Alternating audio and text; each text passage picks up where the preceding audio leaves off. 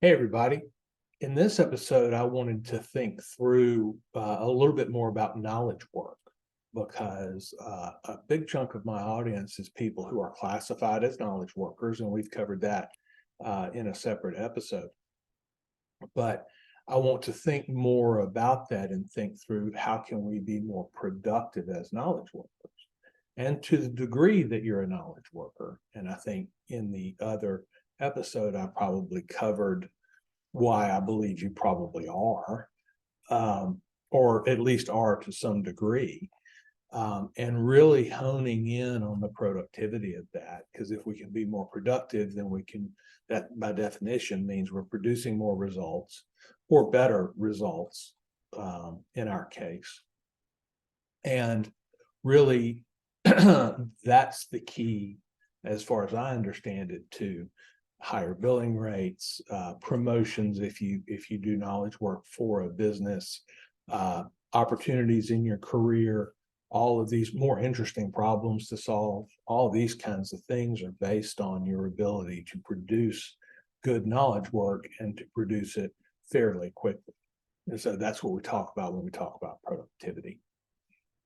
So in a business, we think about a business and we think about the business operating more efficiently, meaning that we're trying to improve the productivity of the business. Okay. And so a really solid way to do that is to hone in on what are the actual productive assets of the business, right? So if you think about a manufacturing business, well, the productive asset of that business is the factory, right? So we get raw material in, we do our thing to that raw material, add to it, take some of the way, change it, paint it, whatever it is we do to it. And then at the end of that process, we have our product, which then can be sold and turned into dollars. Well, a core assumption in business normally is that if you can produce more units that you can sell them, and then you make more money, and thus the whole business is more productive as measured in dollar terms, right? But we've got to identify what that productive asset is. And even within a factory, it's often the case that, if we've got a string of machines and equipment, it's often the case that one of those pieces of equipment or one step in the process is what's referred to as a bottleneck.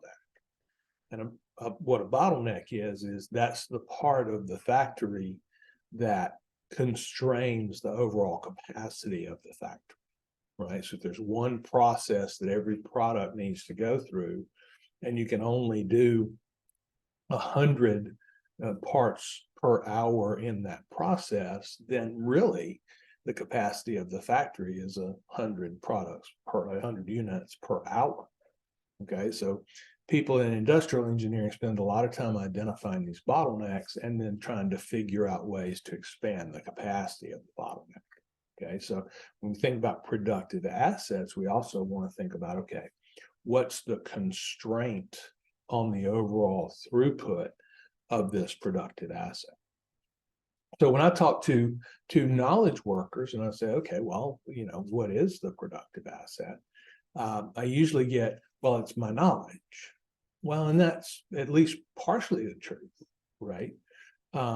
You can utilize the knowledge that you've learned, say, in school, and apply it to situations and thus produce a result. And in our case, that result might be an opinion, that result might be a document, that result might be a marketing campaign, even a legal argument or a diagnosis in the medical field. These are the kinds of results that knowledge workers produce. And so we think, yeah, our knowledge is our productive asset. So I'll also add to that. Well, the second thing that a lot of people will say is, well, my brain is not a productive asset. And I'm like, yeah, that's accurate as well, right? And so we think about our brains and we go, okay, well, we utilize our brains to do our work, and then we produce results in the world, and that's what we get paid for. But many times knowledge workers focus on their knowledge set when they're trying to improve what they do in the bigger picture, then what they do is try to accumulate more knowledge. And I'm a big believer in accumulating knowledge, right? I love to learn and I love to understand new situations and have new information available kind of in my brain at my fingertips. But if you think about it, it's when I utilize my brain, I have a lot of knowledge about a lot of different things. And so even if you just kind of hone that down to knowledge of work and how we can do it better, in the majority of the cases that people want me to address, I'm using a small portion of my total knowledge. And it could be that the Pareto principle, the 80-20 rule is in play here, that 20% of my knowledge produces 80% of my results. And after the study that I've put in about work and knowledge work specifically, new information, new knowledge is going to be, these single cases, these unique things, these areas out at the fringe of what our knowledge is. And so if it takes me a while to acquire that knowledge, and then I apply it in 1 out of 1,000 results, then how much more productive have I got? And there's a whole bunch of arguments there about specialization and these different things, and I agree with all that. So there is a place for acquiring more knowledge. Don't hear me say that acquiring new knowledge is bad. But as knowledge workers, what we're actually getting paid to do is to produce results with our knowledge, okay? And the application of our knowledge to a problem requires what we call attention. So attention is this process of loading a problem up where our brains can deal with it effectively and consider it. Then we apply our knowledge to that situation, and through some fairly mysterious process, we arrive at a recommendation or a result or whatever it is. So I would argue that as you're looking at becoming more productive, then probably your attention deserves some of your, attention, right? And so as we work with our knowledge and applying that knowledge, that's a function of our attention. So as you're thinking about from this business perspective of getting better and more productive, use this model to think through, okay, what is your productive asset? And are you utilizing it at its greatest capacity, right? It's like this bottleneck machine in a factory. If it's unplugged half the time, okay, then it's pretty easy to spot how the factory throughput and thus efficiency could be improved. Well, you just quit unplugging the machine every day at lunch and you leave it plugged in, and then it'll continue to run, right? And so I think our attention is the same way, and we need to think carefully about how we apply our attention. So this week, maybe it would be a good time for you to think about an attention audit. And it's pretty simple. I mean, you just ask yourself the question periodically, am I able to spend a whole bunch of my time, my working time, applying my attention in the right places? So there are two primary enemies of attention, as I've said elsewhere: interruption and distraction.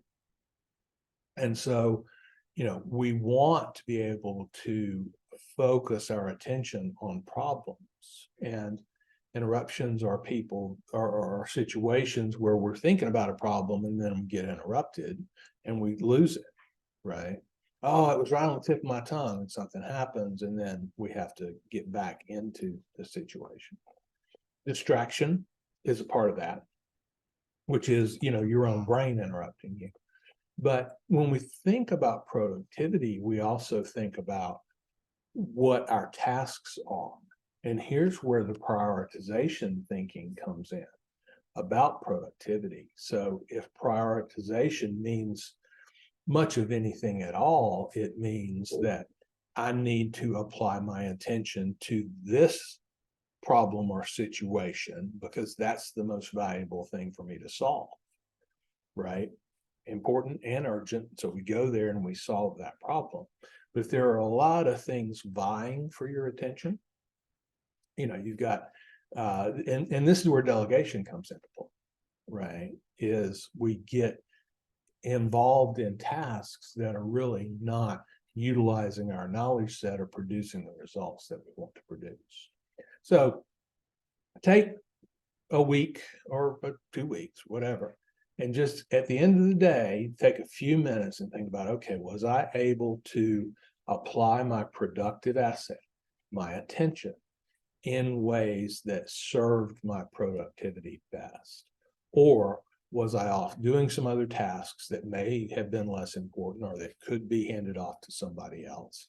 Or was I distracted? If so, why? Or am I constantly interrupted? If so, why?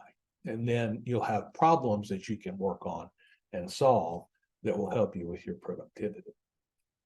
In our world, we think productivity is enhanced by having the information you need when you need it, and not wasting time going to look for the things that we need in order to do our work.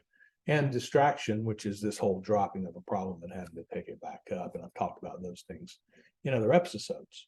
So if you want to work on this, that's the attention compass process. So that's why we named it what it was. What we did is it's a compass that tells you where to put your attention on a day-to-day basis. This is desk level stuff. And so if you can get better at that process, then you can focus better on the bigger problems and then solve those, and that'll improve your results as a knowledge worker. So love to talk to you about Attention Compass. You can find us at dobusyright.com, or you can hit me up on LinkedIn.